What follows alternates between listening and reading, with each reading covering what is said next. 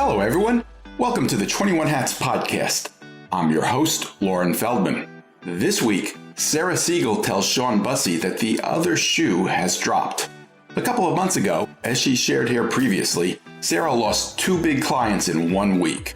Now she takes us through her decision to lay off 3 of her employees, including what it means for the business and what it means for Sarah's own role in the business. Before the layoffs, she had gotten to the point where she was working on the business, but now that's changed. I'm not working on the business, she says. I am working for clients, I'm getting the job done, I'm making sure that we're successful with our clients, and that is my priority right now. Plus, we also discuss how to choose a CRM, why Sarah and Shawn's home cities of San Francisco and Portland have been getting such bad PR, and whether former business owners are employable. I wouldn't hire me, says Sarah. Even in good times, owning and running a business can be a lonely pursuit. Our hope is that these weekly conversations, brought to you by our principal sponsor, The Great Game of Business, will let owners know they are not alone in facing challenges. Same thing with our daily newsletter, the 21 Hats Morning Report, which Inc. Magazine named the best newsletter for business owners and which you can subscribe to for free at 21hats.com, where you can also find transcripts of our podcast episodes and lots of other articles and interviews. Joining me this week on the podcast are regulars Shawn Busse, CEO of Kinesis, which is based in Portland, Oregon, and works with small businesses on marketing, culture, and strategy. And Sarah Segal, who's founder and CEO of Segal Communications, a public relations firm based in San Francisco. The episode is titled, I've Never Had to Lay Off Anyone Before.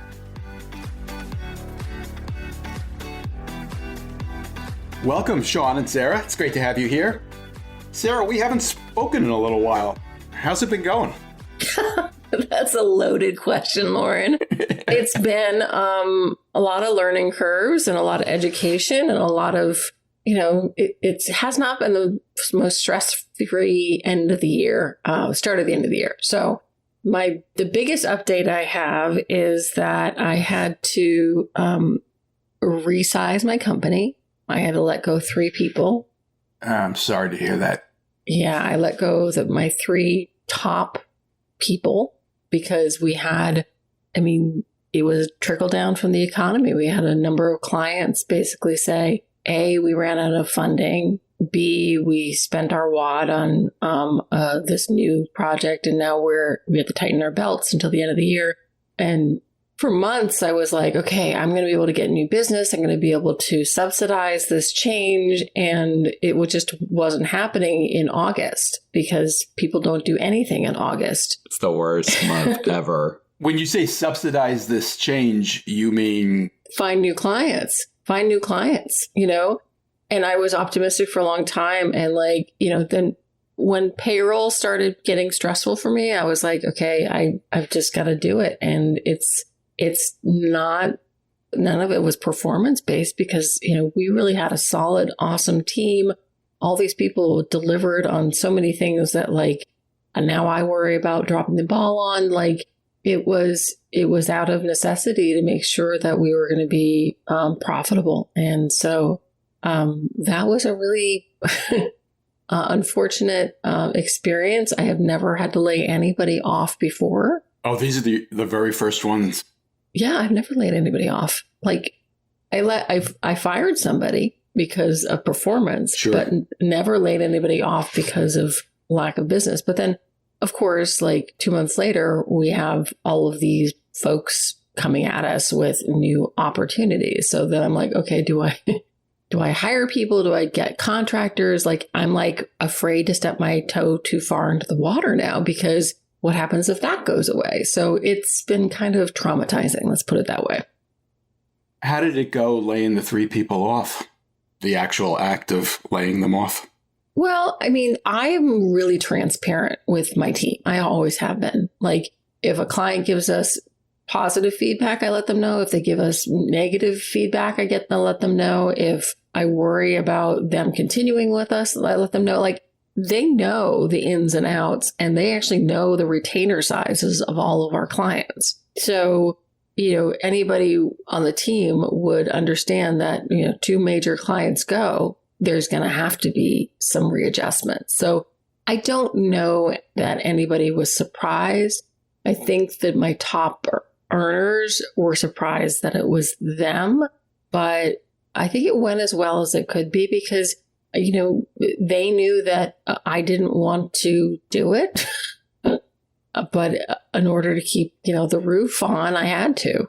Sarah, I'm kind of curious. Did you run at a loss for a while before you made this decision? Or is it as soon as you hit that moment of not making money, you made the decision? No, I saw it coming. So I did not want to run at a loss. I can't afford to run at a loss. And that added stress to me was too much. No. So I saw it coming and knew that if I didn't make a change that I was going to be in trouble because I don't have any funding. I have no I have no small business loans. Money comes in, money goes out. I'm not a giant organization that has a soft pad to land on just in case. I have no rainy day, nothing. You don't have any cash reserves for this kind of situation or? Oh, no.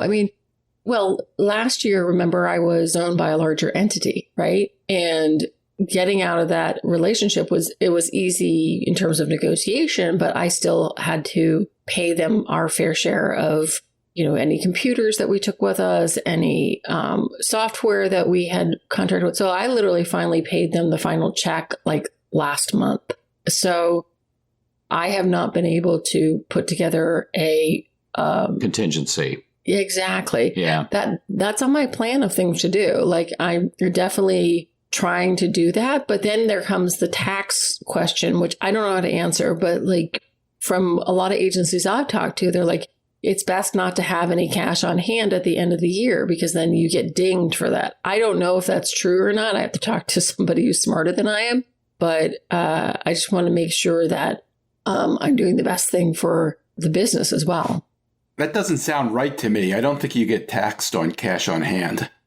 You're going to get taxed regardless of whether you take it out of the business or you leave it in the business because you're a pass-through entity. So really, the businesses that empty out their accounts at the end of the year, more often than not, are LLCs or multi-partner organizations. And then they basically just start the beginning of the year at zero. But the thing is, in those organizations, it's an expectation that the shareholders kick in cash if they need it, if the organization needs it. So you can certainly take all the cash out. You'll pay taxes on it, same as if you left it in the business. And, I'm not a CPA here, so anybody listening needs to take that with a grain of salt. But generally, it's kind of a moot point. The real issue is do you have funds set aside for these kinds of situations so that you can ride it out, and how long are you willing to ride it out? And have you thought about that? Like, what's the goal? Like, how many months of operating expenses, Yeah, everything I've read says 3 months.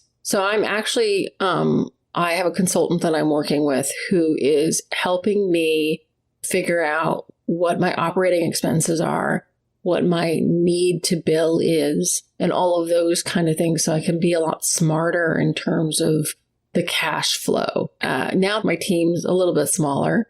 I still have a team, which is great. We still have clients. We're still operating. We're still doing a lot of new business. But I just want to not be anxious about the next phase of growth. Yeah. So I'm trying to get a business degree in 6 months. I could probably help a little bit. So, because I went through this process too in 2008, basically the bottom drops out. I had to lay off everybody, we were very small at the time, but still it's meaningful, right?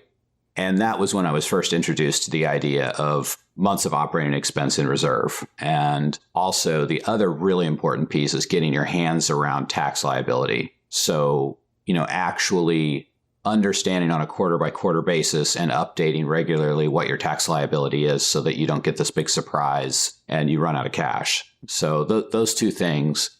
I think 3 months OPEX, which was my goal too when I first started on that journey, is ambitious, but a good number. It'll make you sleep at night if you can do it. I think it's a little high if your business has long-term engagements. If you are project by project and they can disappear overnight, then yeah, I think 3 months is what you want to go for sure. Sarah, did the layoffs, those conversations go in such a way that you could imagine any of these three top people returning to your firm? Oh, yeah. No, 100%. I mean, all of them were like, yeah, let us know if you want us to consult or freelance or what have you. But then, all these three people are really wonderful, talented, skillful people. And one of them, I think that she probably looked at the layoff as an opportunity to work on some projects that she wanted to work on, some personal projects. She was disappointed and sad about losing her position, but I also think that she saw okay, there's another thing that I can work on. And one of the people was my very first hire ever. We had gotten to a point where I couldn't teach her anything. She knew more than I do about operations, and she probably knew this internally that she needed to go somewhere else to give herself more challenges. Although I'm sure she would consult for me, because even she was like, well, that the balls are going to be dropped. And I'm like, yeah, I do. But, I'm going to try to keep them up in the air as much. And then the last person, she literally already had 2 or 3 people ask me about her. So I think she'll land on her feet pretty quickly in terms of new opportunities. And they were all with me for a decent amount of time, and I will give them all wonderful recommendations. And I have done my part in terms of introductions to potential opportunities for them. So I didn't just let them go, take their office keys and say, good luck. It's been more like, hey, come to this event with me. I know there's going to be a lot of people that you should meet and talk to. Or, oh, I met this person. Let me introduce you. I want to make sure that they land on their feet, and that when they look back at their career, they go, oh, I learned a lot there. I had a good experience, and that my boss didn't leave me high and dry when things got bad. How have your remaining team members responded to this? They have taken up the challenge like nobody's business. I am just dumbfounded by, they're just like, yeah, we got this. I'm like, that's amazing. I love you. There was some anxiety at the beginning, but the way that we work is so not, this is your role, this is what you do. It's more like, okay, let's all learn how to make the gears work. So that way, if someone, and this is terrible, and I say this all the time at work, that way, if someone gets hit by the bus, we can keep going. Can you give us some context? So it's 3 people, is that half your staff? Is that a quarter of your staff? It's half my staff, but then we have consultants on top of that. So but we're already talking about possibly having to hire a junior person. Literally 2 months later, it's okay, we have 3, possibly 4 pieces of new business that may happen in the next, 30 days. And if that happens, then we're going to have to either find contractors, which I'm not a big fan of. I mean, we have a couple that we like, and they're dependable and they're great. But I really prefer working with people that are invested in the business itself. Yeah, that's a big hit. Gosh, I'm sorry you had to go through that. And the people that we'll hire are going to be junior, because the people that I have who are running the show now, they know what they're doing. Mm-hmm. So, and I think quite honestly, they would be disappointed if I brought in anybody that was above them. They do a really good job. So we're going to be looking for staffers with 1 year experience somewhere. And I think that the job market is still pretty good for us in terms of hiring. So hopefully we'll have some good options when I decide to make that jump. From what you've told us, Sarah, it sounds like you've got some potential new business coming in. You've got your existing business. You have a smaller staff. I'm guessing you must be working yourself really hard. How are you holding up? I am stretched completely. I mean, it's good. I like what I do, but I had gotten to a point with my 3 additional staff where I could spend a bunch of time on non-billable things where I could work on the business. And to be frank, I'm not working on the business. I am not working on the business. I am working for clients. I am getting the job done. I am making sure that we're successful with our clients. And that is my priority right now. I think the on the business versus in the business thing gets overused. I spouted that out for many, many years. And I think it is important to build the infrastructure and to work on strategy and to cast the vision. But I've just really come to see that until you get to a certain size, it's very, very difficult to manifest that. And I think it gets overplayed in the conversations. And that's interesting, Shawn, because you've put real time and effort into trying to extricate yourself from the business, haven't you? I have, yeah. I mean, at great expense, I mean, I probably make a lot less money because, I've invested in that. But I just... Meaning hiring up people to do the things that you used to do. Yep. Investing in systems. That's been a lot of it, too. Investing in systems that allow us to focus on the work as opposed to the administration. Yeah. So those have all been good things. Like we got a CRM many, many years ago. We got an applicant tracking system many, many years ago.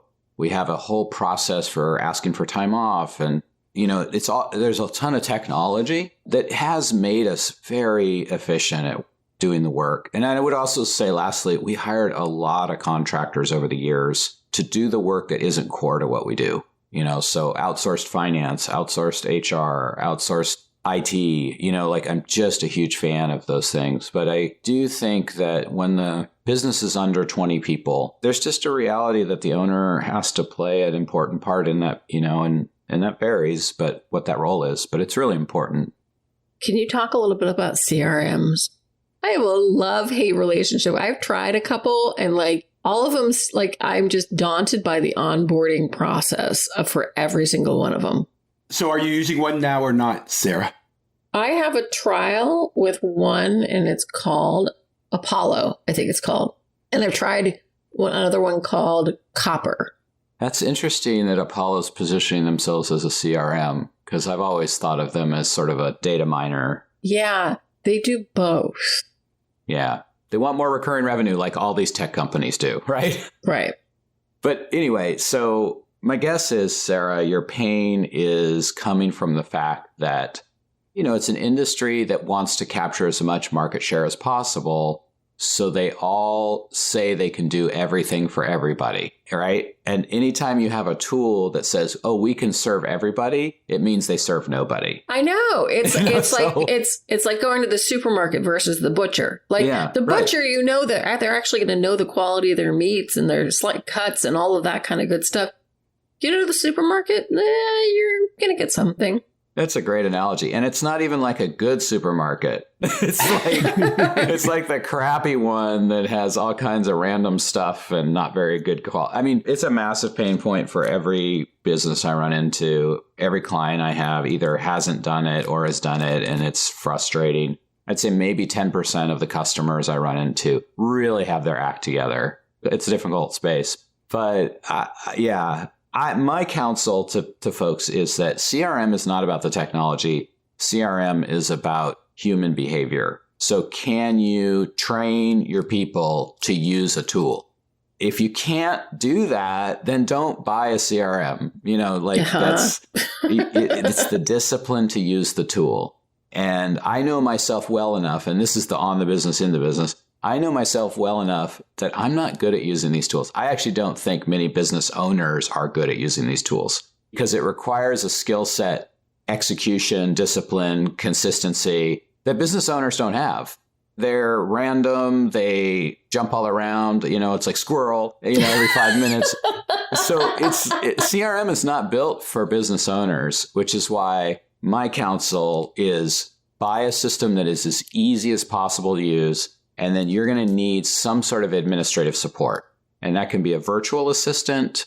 That can be somebody on your team who's admin and execution oriented. And you need to make that person the administrator of the tool. And part of their job is to bug people like me and Sarah every week and say, hey, there's a new contact in the CRM because it's tied into your email and it has no information about it. Where did you meet this person? Are they a lead? What industry are they in? What's the size of their business?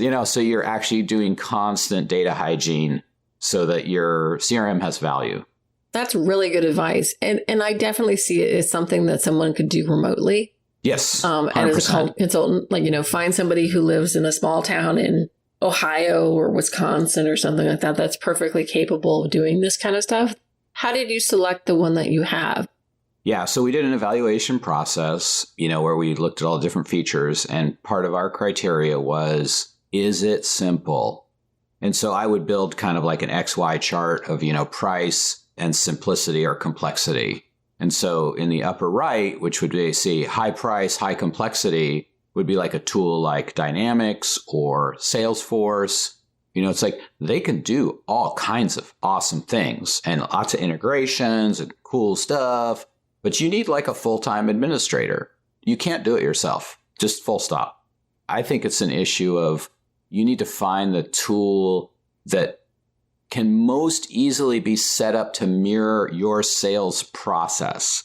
And that's the other piece of advice that I realized I omitted, which is you need to have a sales process. Like you need to have a series of steps you go through from, let's say, prospecting to inquiry, to qualified lead, to disqualification, to presenting proposal. Like you need to have all of those steps mapped out. I would do that long before you start looking for a CRM, because what you want to do is you want to map the CRM to your process to say, will this CRM fit this process and how much work is involved to do that?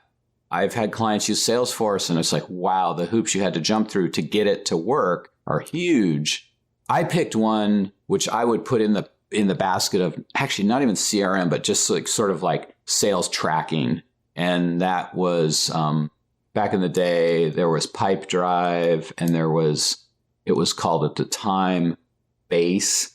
Super simple sales process tracking. And then Base got bought by Zendesk. And of course, they keep adding features and they make it more complex. So they all kind of arms race up to Salesforce. But yeah, that's where I went, simplicity. Let's get back to our previous conversation a little bit. I'm curious, Sarah, you said your operations person leaving said something about, some balls are going to drop and you said you knew. How are you doing with that aspect of it so far? I'm actually doing fine. I, some of the soft stuff of like, remembering people's birthdays and stuff. Yeah, that's fallen through. and like award submissions, like this woman a week ago, I got a box in the mail and it was another award. And I'm like, oh, I miss her. Because she did all of these award submissions for us, which is like giving birth. I mean, they take a long time to pull together all those details. And is it worth it? You know what? It may not be worth it necessarily in terms of new business, but it is worth it in terms of making the team feel like they're part of an award-winning agency. When they have a table with all these awards on it, it makes them go, oh, we're doing something that's worthwhile. And you don't necessarily get a lot of kudos from external sources for all the work you do. I mean, we do have a range of clients. Some clients will be, flowering us with thank yous and, oh my God, you guys are the best. We love working with you, this and that. And some were like, okay, thanks. Here's what I need next. So I think it's important to get some sort of recognition, and it makes people feel like they're doing something of significance. So I miss her for stuff like that for sure. And I have good intentions on picking up that slack, but I have not had the bandwidth currently to do that. Are you still able to pay yourself? Yes, I'm actually paying myself fine. I'm paying myself a little bit better now because I factored that into my decision-making process where I was like, okay, this is the number of clients we have. This is the amount of work we have. I can actually pay myself a regular salary, which is good. And I am not going to hire people unless I can maintain that salary. So that's kind of the part of the process that I'm going through. And we have a couple good things on the horizon. Interestingly enough, those good things are all based in San Francisco. Because our team is all based here in the Bay Area, have become very well known for supporting local businesses and events and conferences and all of that because we are physically here. And there's a lot of agencies that say they are based in San Francisco, but then you ask the follow-up question of, okay, how many people on your team are based in San Francisco? And it's negligible. You're doing a big event in San Francisco coming up, aren't you? Oh my God, I'm doing 2, possibly 3 big events. We're doing the APEC conference, the Asian Pacific Economic Conference. It's basically 21 economic leaders. So, everybody from Biden to the president of China, they're all coming in mid-November for a whole week of meetings and conferences. And we're expecting 600 to 1,000 members of the international media to descend on San Francisco. What's your role? I am working with the press ambassador in terms of feeding and wrangling of the media. That is our job. So, it's everything from media related events to, working with them in the filing center to, telling local media what roads are going to be shut down because of all of the security.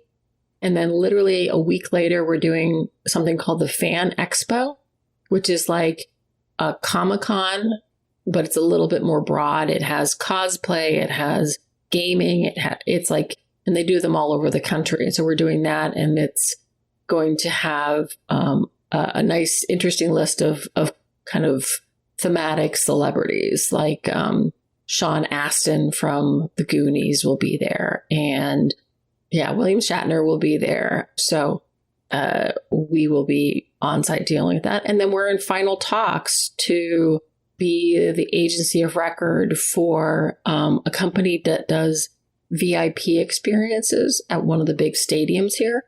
So like if you go to a concert or a game or something like that, and you've paid a little extra for that VIP experience, we would literally have to be on site to help manage those, which my team, of course, is like, yeah, we can do that.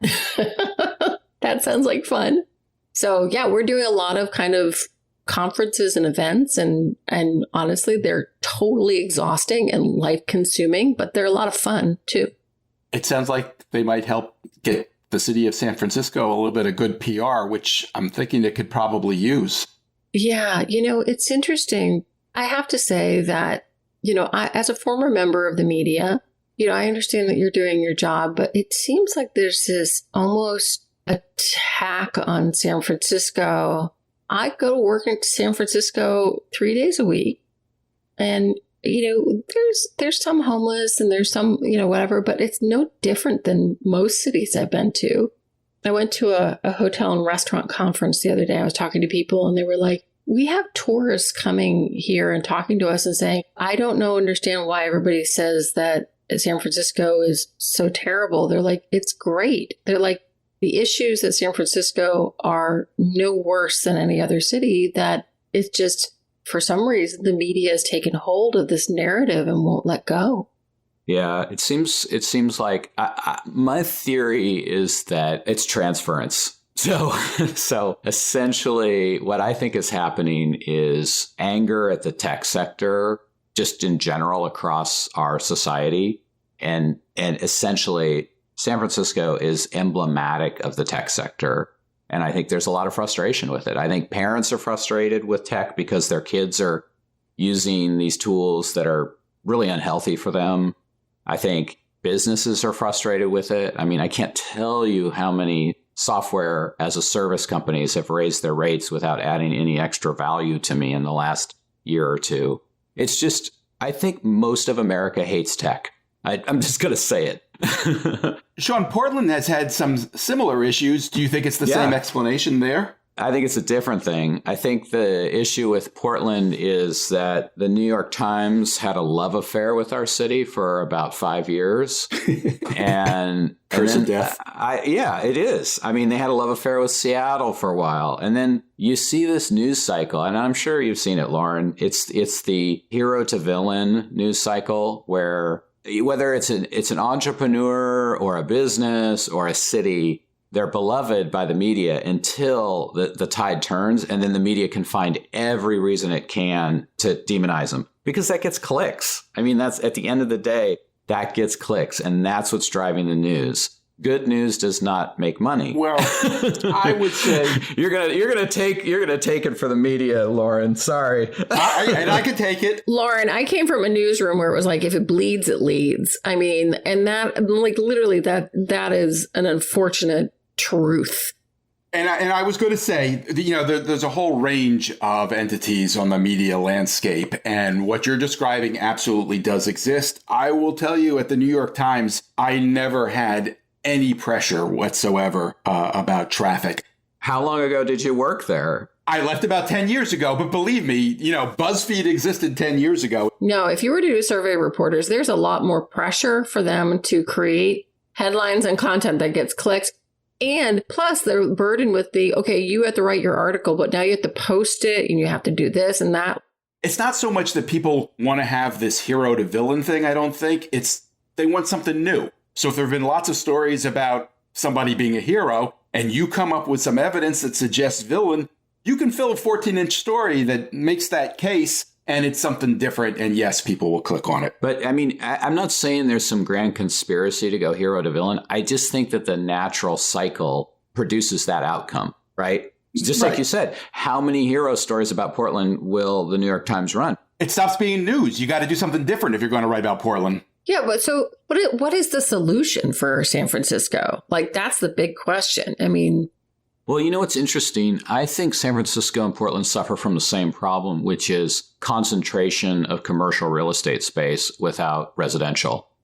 So if you come to Portland and you don't drive into kind of like the core urban area that's entirely businesses, if you go outside of that, which is not very far, by the way, we're talking like 7 or 8 blocks, it's a totally different environment. It's like vibrant and tourists and businesses are healthy and et cetera. So it's a very kind of, for Portland, it's a very small area, but it's very intense where it's located. And that, I think, is a function of the zoning. We're just about out of time. I want to hit one more topic before I let you go, which is something that, Sarah, you referred to a couple of months ago, I think. I recently highlighted a story in the Morning Report about recruiting services who were interviewed saying that they do not recommend that employers hire former business owners for a variety of reasons. We are unemployable, Sarah, so you better not let your business fall apart. And I'm curious, first of all, do you share that concern? Would you hesitate to hire someone who had previously owned a business, either of you? I wouldn't hire me. Well, the reason why is that, like, I constantly want to make things better and improve things. And if I'm working for somebody who doesn't have that same vision or wants to do it, I definitely would not hire me. I think I'm stuck in my reality. Shawn, what do you think? You know, it's funny. I was like looking at your job history, Sarah, and my prediction before going over it was like, I bet Sarah lasted an average of 2 years or less at most of her positions. And I'm looking at your track record, and it seems to hold fairly true. Would you agree with that? I would. Yeah. So, and same for me. I lasted 2 years at my last quote unquote real job. And I think that here's the arc of what happens.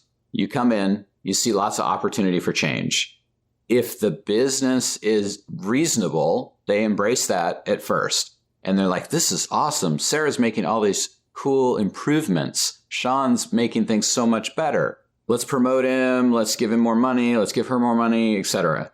But then after a couple of years or a year and a half or so, like the business starts to be like, oh, whoa. These changes you're bringing are too big, too much. We need to stick with the plan, stick with the system. And that's why you don't last for more than, you or me, you don't last for more than a couple of years. So I think the nuance of that article should be, you can hire former business owners if you're okay with change and knowing that they might only last a couple of years, because I think the amount of change they want to bring might be too much for most businesses. That's at least been my experience. Yeah, I'm not a good just doer. I'm an improver. Like, I want to make things better and help a company do more things. And not every company shares that same vision. And quite frankly, I leave when I'm bored. Like, my big thing with my team is I'm like, I hope that you're always learning something new, right? When I was a TV reporter, it was great because I would literally learn something new every single day. Like one morning, they'd be like, oh, you're going to do an economic story. And the next story, oh, you're going to do a political story, because I was a general assignment reporter. So I was happy to become an expert in the matter of, 4 to 5 hours on whatever topic I was covering. And that was fun. And when you stop learning something at your job, that's when you need to leave, because it's not going to be beneficial for your career or your mental health. I mean, that 2-year thing is something I look for when I'm looking at candidates. I look for the 1 year, 2 month, 1 year, 4 months, 1 year, 6 months, because it's like, you know what? I think you should be a business owner. Like if I were to look at your profile, Sarah, like I'm looking at it now, I'm like, I never would have hired you. Like it never. No. Thanks, Shawn. I'm sorry. I mean, I would have been like, no, she gets bored after a year or so and she's going to move on. And so I think there's some truth to that article.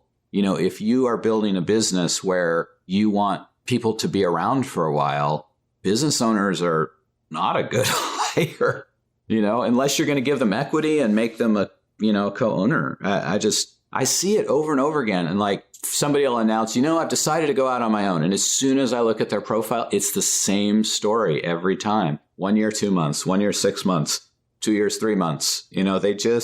There's a persona. I don't know what it is. I have to say, I tended to last more than 2 years in most of the jobs that I had. I think, 4 or 5 was more typical for me, but I also got fired by more of those jobs than I can even keep track of, I think. And I have to say, running 21 hats, it's not clear yet that it's a real business, but I've gotten used to the idea of getting up every day and doing what I think I should be doing. And going back to following someone else's marching orders. Oh my God, I'd die. I would have a really tough time. I don't know. There's no reason to. Maybe I'm not going to become the Edelmans of the world, but my full intention on building a larger, successful, mid-sized PR agency. And I know that I can do it. And I like being the decision maker. And granted, I don't make every decision. I trust my team about a lot of stuff. One of my team members looked at me yesterday and was like, do you want to look at this press release about this really famous actor that we're announcing for Fan Expo? And I was like, did so-and-so on the team already look at it? And she's like, yeah. I'm like, yeah, I don't need to look at it then. You guys can make these decisions on your own. But in terms of the trajectory of the business and kind of where we go, I like being at the reins, and I think I would suffer any other way. I will say, I did say the other day, I